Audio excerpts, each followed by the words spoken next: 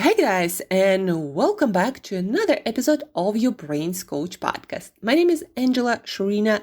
I'm your host, I'm your Brains Coach, and it is my job here to bring to you all the best, recent, cutting edge, most useful, interesting, and effective brain body tools so you could feel better, take control of your emotional states, so you could think better, take better control of your decisions, and so that you could act better, taking control of your actions and ultimately the progress that you make and the journey of life that you design. Folks, today I couldn't feel more like a brain coach because we are talking about curating, creating, coaching our inner chatter, the conversation in our heads that we all have. Actually, not having that conversation, believe it or not, is a pathology. It's something when you lose it, and there were instances of scientists, neuroscientists specifically, who lost their inner chatter. And at first they thought that is such an awesome thing to just not have it in your head constantly. But then they started to suffer. As it turns out, that inner chatter, that inner conversation we have in our head evolved evolutionary to help us cope with life better, to help us succeed in life better. Because if you didn't have one, who would tell you that you could do better in different situations, that you can improve? And these conversations that you had with your loved one or a friend or a coworker might not be the best you could have. And maybe next time you should handle it a bit better. Or perhaps that your eating habits aren't exactly aligned with the vision you have for your health and fitness. So without that inner chatter, it would be very hard to navigate life, to shape your life based on your goals, your vision, based on becoming a better human, coping with life, succeeding in life much better. So your inner chatter is actually a very helpful, evolutionary evolved thing. So the purpose of today's podcast and mastering your inner voice isn't to remove it and all of a sudden stop thinking to yourself, stop talking to yourself in your head. It's not the purpose. It actually defeats a very well adapted mechanism that nature, that nurture, that evolution developed for us. This is a bonus of our brain having this conscious internal dialogue. But sometimes, just like probably a wild plant, when it goes unmanaged, it can wreak havoc and it can lead us to depression or maladaptive coping mechanism or us not being able to make great decisions, but instead being driven by emotions, which can activate certain programs, automatic responses, and can completely ruin our life. So that inner dialogue, when untamed, when uncultured, and not trained, not worked on, can really make our life more difficult. So how do we coach? How do we nurture? How do we train better inner dialogue? And folks, it's not just important for your mental well-being or for your ability to reach your goals faster and better and more effectively instead of being stuck. It's actually also very important for your physical health.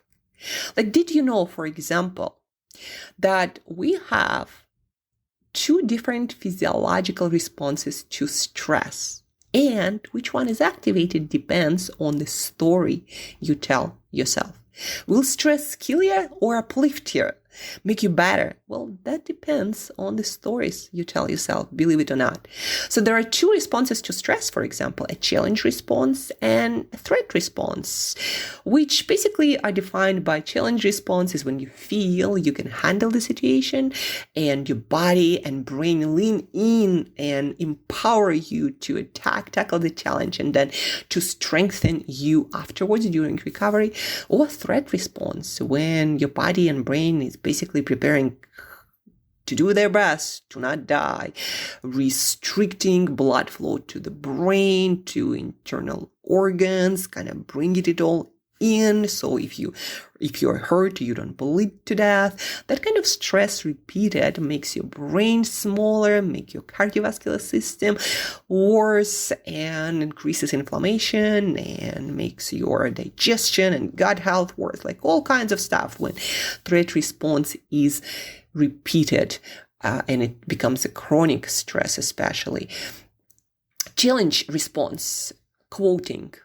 A challenge response to stress. Numerous long-term and in-depth studies show that there is a strong positive correlation between immune system functioning, cardiovascular health, aging, and even brain growth and size.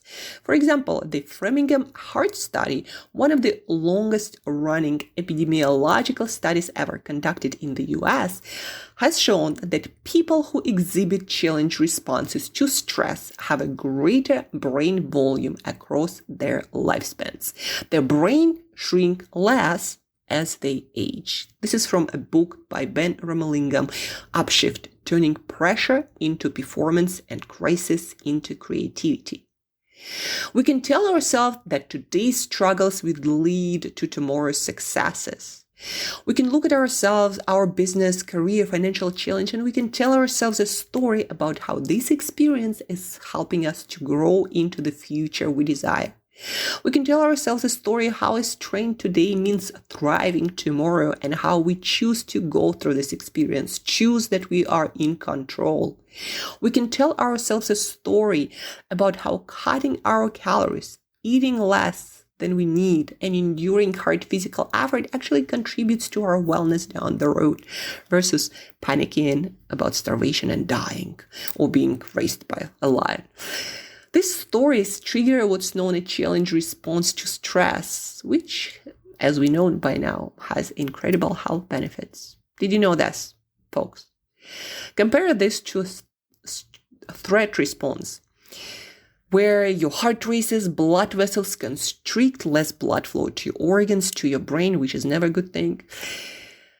Increased cortisol, like too much, leading to chronic issues like ulcers, cardiovascular disease, and mental health problems. The key difference, whether you're going to have a challenge response, guys, or you're going to have a threat response, the stories we tell ourselves. So your stress response equals stressor, like what happens to you, and the story we tell ourselves. That's how also people survive all kinds of extreme experiences from different, those torture camps which they had during war times. People who survived long term during famine and wars, they had better story to tell themselves about stress. And there are different kinds of stress: physical, like sickness, emotional, anger, sadness, unaddressed, social, not fitting in, feeling like your social environment is not supportive, existential, feeling lost, losing meaning, purpose, mental, when you feel overwhelmed, like too much on your plate to handle, environmental, safety issues, access to different resources in the place where you live. This is called deep health. And it does depend on the story you tell yourself. You can be in the most difficult and challenging situations in your life, going through loneliness and not having good place where you live and having health issues, and you can still be getting better and benefiting from your life and getting stronger. Obviously, some sort of physical recovery is needed, but humans are more resilient than we think we are when we tell ourselves the right story of what this means and whether we can handle it or it's going to kill us. So the practical takeaway, understand this mind-body connection between your chatter, your conversation, the conversation in your head and your body. Understand that the stories you tell yourself, you can choose those stories. You can choose the framing, how you look at situations. You can choose to look at them differently and choose the stories that make you better, that improve your health, that empower you. And don't forget people around you, the stories that you tell as a leader, as a coach, as a parent, as a friend, as a partner. They will empower people and improve their health or disempower them and increase their stress and worsen their health. Realize this power. And most importantly, I always tell my clients, whenever you're going through difficult times and you find not such an empowering chatter in your head, just ask yourself this question: is this serving me? Is it making me feel empowered, strong, capable of handling this? Does it increase my creativity, my solution seeking, problem solving muscle? Or does it make me feel disempowered and weak and incapable of solving this, making me less energized and making my immune system work worse, right? Is this serving me? Because if it's not, you can change it. And speaking of changing, so recently finished the book, The Chatter, The Voice in Our Head, Why It Matters and How to Harness It, by Dr. Ethan Kross, who is a leading expert on controlling the conscious mind. I also listened to a podcast episode on hidden brain with Ethan. And from there, I learned quite awesome science-backed strategies to become a master of our inner chatter, which will help us not to just manage our stress better and make stress make us stronger, but also it helps us to become less emotionally driven and reactive, and instead turning on more often our logical thinking when emotions fly high and low and we need to make good decisions, learn, and keep on living better. So today, I'm going to share with you 5 of those strategies. One, you already know, it's to activate that challenge versus threat response. You got to look at a situation with the attitude of try me instead of asking why me. And how do you do that? Well, you do that by focusing on the resources, your social network, people you rely on, your inner resources, all the skills that you developed. You focus on the resources you have available to handle this moment. You focus on all of your experiences where you nailed challenging situations. You realize that it's a challenge you can take on, not a threat that they're to kill you. And then you get a completely different narrative and emotions driving your day's decisions and actions. You can change your perspective. Right? So try me, not why me. And that's going to completely change your physiology, your emotions, and your inner narrative. The next tool, coach yourself like a friend. What do I mean by that? Well, have you ever had a coaching conversation with yourself? I'm telling you, it's a game changer. Now I'm such a better coach to myself, and because of that also to my clients. And I also teach the skill to my clients, one of the most vital skills to reach any of the long-term, but also short-term goals, and to motivate yourself, to empower yourself, to give yourself resources instead of thinking that, you can't handle it and you should just give up. So examples, before a big talk, how I coach myself. Angela, you got this. You prepped, you rehearsed, you did this before. Get out there and own it. Plus, you do better when you calm down your nerves just a notch. During a workout, just did it. Angela, when it's challenging, that's where you improve. Stay in it. You got more than you think in you, girl. Push through. Show yourself you've got it. In an Uber, running late for a meeting. Angela, chill out. You can't control the traffic. Just prepare to blow people's minds while you're driving so they forget you're late and get excited about the project. This puts you back into driver's seat of control, empowerment, and better thinking instead of being emotional, complaining, and ruminating on things and thinking how things should be better.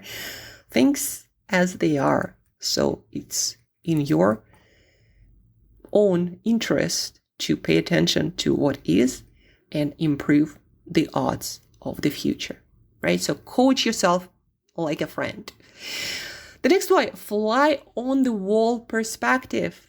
Zoom out and look at the situation from a bird's eye view. Or as William Ury, a top conflict negotiator from the book Possible, says, go to the balcony. Imagine you're a stranger watching a scene unfolding. Did you know that meditators, by the way, can do this much better? Fly on the wall perspective.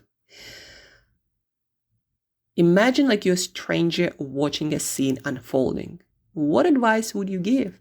What actions would you take? Like imagine like watching a series and you're like, if I were in their position, I would do this. So talk to yourself like you would advise those strangers. Disengage yourself from the situation. Temporal distancing.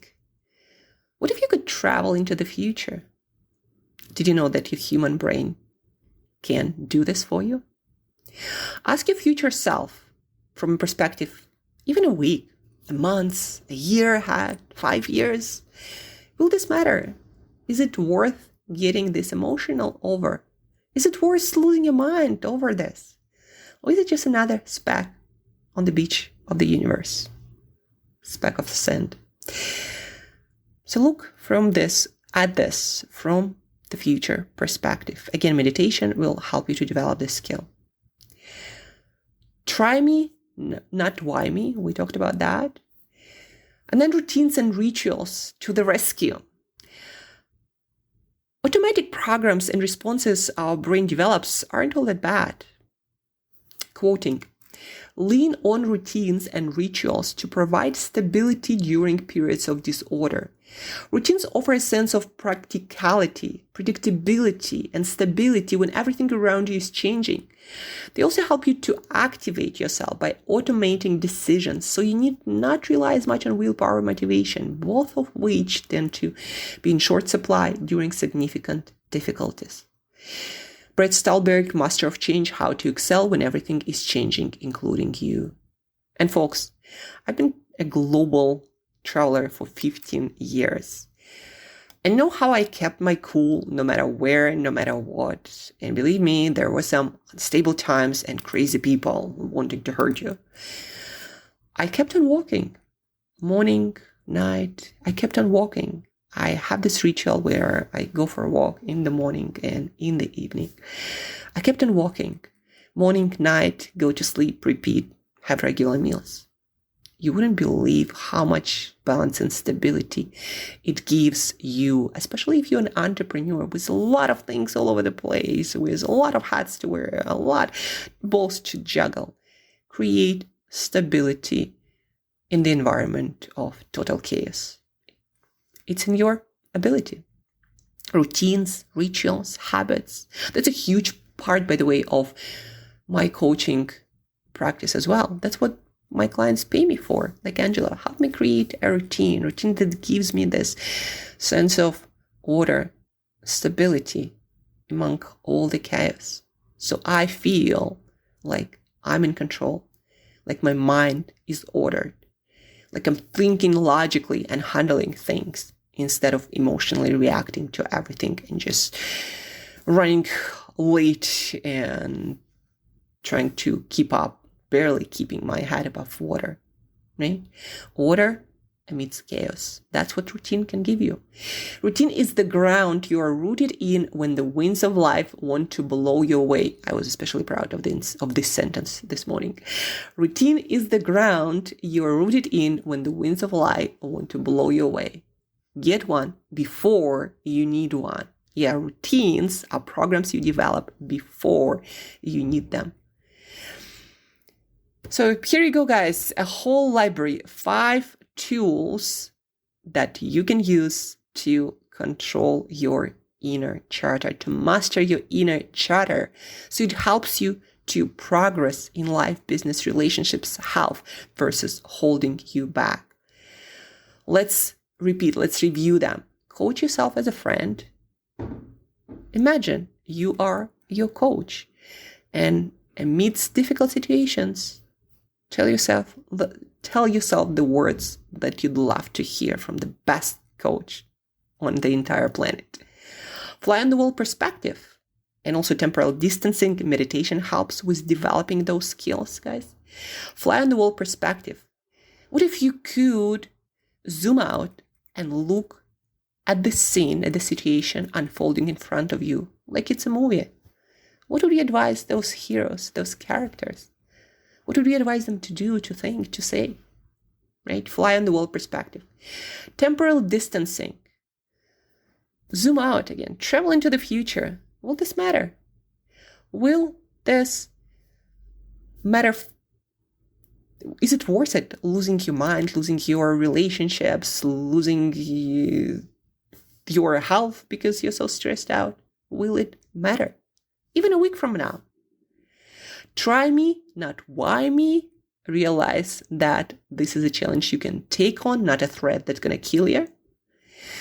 Routines and rituals to the rescue. Lean onto the stability of routines and rituals, which you create beforehand when the times are chaotic, disordered, and the change is accelerating. Isn't it our world today? And here you go. Also, pick up the book Chatter, The Voice in Our Head, Why It Matters and How to Harness It. Or tune in to the Hidden Brain podcast with Ethan Kroos, a leading expert on controlling the conscious mind. And that is it. That's what I wanted to share with you today, guys. All these amazing tools, which I must say proudly have become a toolkit for me to use when my inner voice starts getting out of control and trying to bring me down or make me go inside my shell or under the blanket, hiding from reality, trying to avoid the problems because it seems so overwhelming and challenging, not allowing me to actually lean in and grow. Because this is what challenges are for. It's kind of like leveling up in some sort of game. In order to get to the next level, you gotta slay the dragon of this one. And so challenges are this dragon that you have to slay if you want to move forward. Or you can just run in circles that most people do, trying to avoid problems or figuring out shortcuts. Which one do you want? You want to grow and level up? Or you want to run in circles? Like, taking the same level in Super Mario game. Like, that was one of my favorites. Re-listen to this episode again and again and again and again when you need to remind yourself what toolkits, science-backed tools are available to you to take control of your inner chatter, to empower yourself through your inner dialogue, to make yourself reach more goals and overcome more challenges because of your inner voice, instead of repeating the same pattern of failure over and over and over again because your inner chatter, your inner voice isn't helpful. So re-listen, and don't forget, folks, share this with at least one other person, your friend, your relative, your partner, so together you could talk about that. So together you could practice. When you teach it, you'll learn it twice, you remember it better, but also now you have more people around you with the same operating system, the same framework, who will also help you to do better, becoming sometimes your inner voice to uplift you when you're own doesn't work this well. Create an empowered network of people around you, support network that you can lean on when your inner voice is not enough. Share this with at least one person. Learn together, teach together, master life together. And folks, if you have some good words of praise for me, also feel free to reach out. Or if you have questions, would like a coaching session, Angela@brainbreakthroughcoach.com, Angela@brainbreakthroughcoach.com. Reach out. My email is open and available. And till next time, work on taming your inner chatter, because that is a life transformative skill. Chat with you soon. Stay tuned and have an empowering inner dialogue.